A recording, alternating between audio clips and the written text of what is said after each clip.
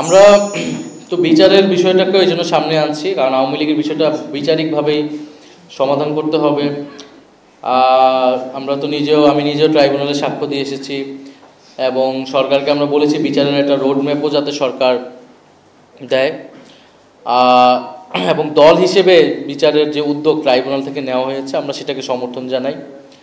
কারণ আমরা মনে করি এই যে গণহত্যা, এটা আসলে দল হিসেবে আওয়ামী লীগ অপরাধ করেছে, কেবল ব্যক্তি হিসেবে শেখ হাসিনা নয়।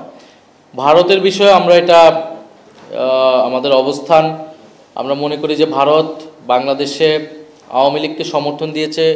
এই গত 16 বছরে আওয়ামী লীগ যে মানুষের ভোটাধিকার হরণ করে, নানান জুলুম করে এবং গণহত্যা করে ক্ষমতায় টিকেছিল, এখানে ভারতের প্রত্যক্ষ এবং পরোক্ষভাবে ভারতের সমর্থন ছিল।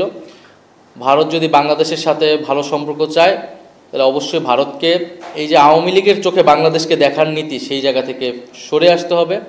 বাংলাদেশের জনগণের সাথে সম্পর্ক তৈরি করতে হবে। বাংলাদেশে কে সরকার গঠন করলো কি করলো না, বা বাংলাদেশের রাজনীতিতে হস্তক্ষেপের বা প্রভাব বিস্তারের যে চেষ্টা ভারত সবসময় করে আসে, সেই জায়গা থেকে ভারতকে ফেরত আসতে হবে এবং বাংলাদেশের সাথে একটি সমতা এবং মর্যাদার ভিত্তিতে সম্পর্ক স্থাপন করতে হবে। বাংলাদেশের সাথে যেই সংকটগুলো রয়েছে, নদী এবং সীমান্ত হত্যা সহ আরও কতগুলা বিষয়, সেই সংকটগুলো সুরাহা করতে হবে।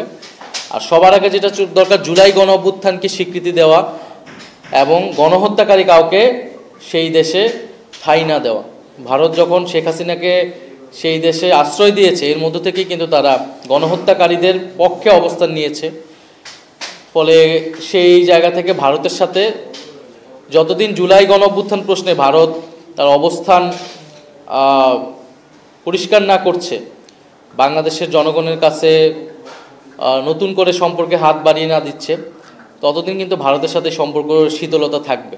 এবং জাতীয় নাগরিক পার্টির জায়গা থেকেও যেমন এই বিষয়টা থাকবে, এবং বাংলাদেশের সামগ্রিক জনগণের জায়গা থেকেও ভারতকে তারা প্রতিবেশী রাষ্ট্র হিসেবে বা বন্ধু রাষ্ট্র হিসেবে গ্রহণ করতে পারবে।